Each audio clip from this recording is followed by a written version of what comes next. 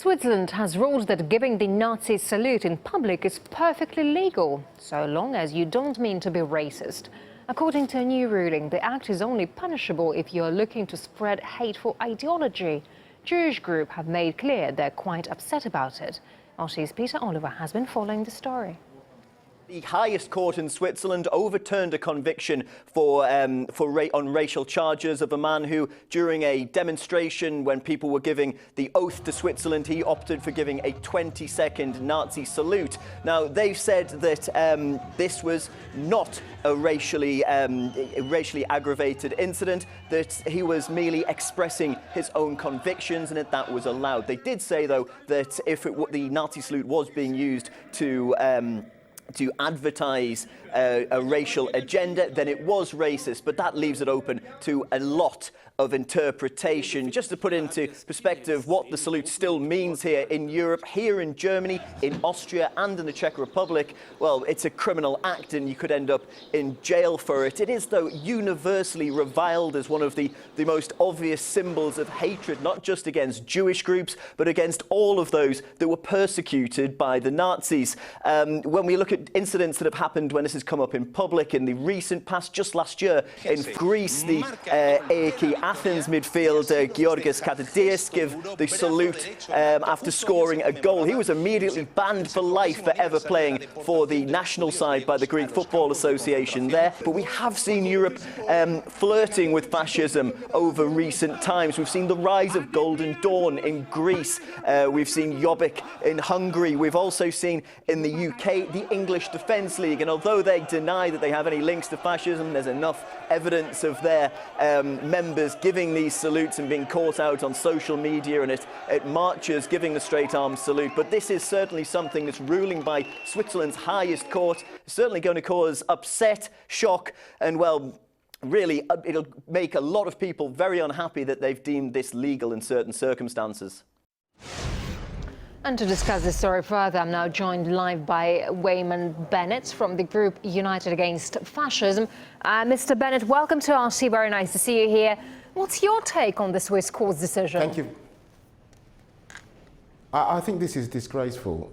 We have a problem in Europe at the moment, particularly in parts of Western Europe, where you've seen the relaunch of Nazi and fascist groups. And I believe that they have to be opposed, because the last time that they were effectively been able to get into any form of government, they were involved in the mass murder of millions of people who opposed them. And this finding by the Swiss court is actually a green light for people to continue to use the Nazi salute. And I think we should absolutely condemn it. The court ruled the Nazi salute isn't a crime if someone's making a personal statement, but it's criminal if it's used to spread Nazi ideology. Isn't there quite a fine line then between these two?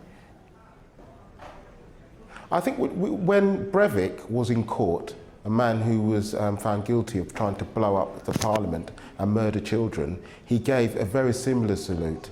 And I think we have to accept that when these people are organising, this is a message to their own supporters and to others that they support those levels of politics. It's not a personal position. When Hitler gave that salute and Mussolini gave that salute, it was about pushing an ideology that ultimately led to the deaths of millions of Jews and to thousands of other people that opposed fascism. And many people were killed in a conflict in which they had to oppose fascism and Nazism. And I believe that the very minimum that people should do is, when these groups start to organise, is that they stop them when they were small. And I believe that the Swiss court has made a mistake, and it's if you like, it's too neutral on fascist ideology. And we have to be very, very clear that when you start to see groups like Le Pen, there's a danger in these European elections that Jobbik and various other groups may well come top. These ideologies are not just staying inside people's personal opinions. They're coming out onto our streets,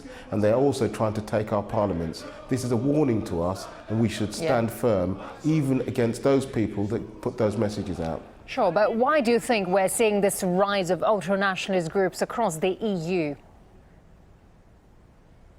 I think the truth is that since the crisis of 2008, it is always possible to come up with scapegoats.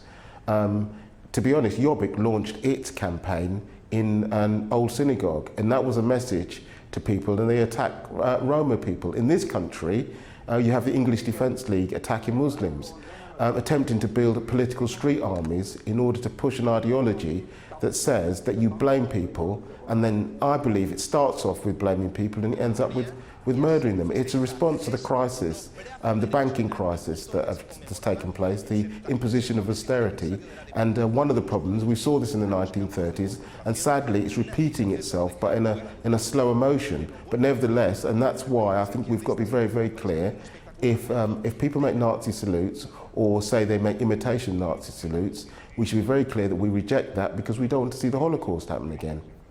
Wayman Bennett, from Joint Secretary of United Against Fascism group. Mr. Bennett, thank you very much indeed for sharing your views with us.